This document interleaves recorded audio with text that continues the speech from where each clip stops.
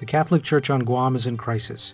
The faithful are grappling with revelations that priests, bishops, and archbishops had sexually abused children for generations. It's the latest challenge in the Church's long history on the Pacific Island. Here's a look at what many today say is the most powerful institution on the U.S. territory.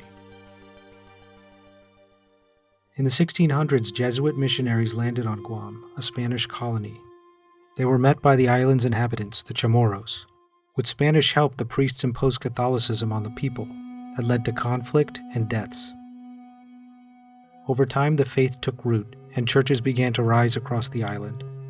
By the late 1800s, the Spanish-American War broke out, with battles in the Caribbean and the Pacific.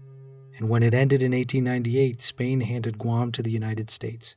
Catholicism, meanwhile, continued to grow. Then the Japanese arrived. After their attack on Pearl Harbor in 1941, Japanese forces took the island. They saw the church as a threat, torching nearly all Catholic sanctuaries and executing priests. The U.S. took back control in 1944. The Americans saw restoring the church as a key to re-establishing Western values. Today, roughly 4 in 5 of Guam's 165,000 residents identify as Catholic. Signs of their faith abound. There are more than 24 churches across the island. A bronze statue of Pope John Paul stands in the sleepy capital. Streets are often named for bishops and priests, including some now accused of sexual abuse. Survivors say they were raised to see priests as God's earthly emissaries, their authority not to be questioned. Some abusive priests use that status to prey on children, telling their victims that no one would believe them if they reported the assaults. Survivors say those priests were proven right.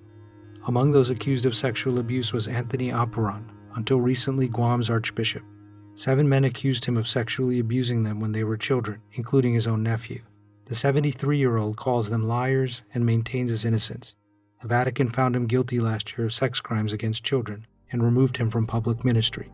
The revelations have shaken the island's Catholic community.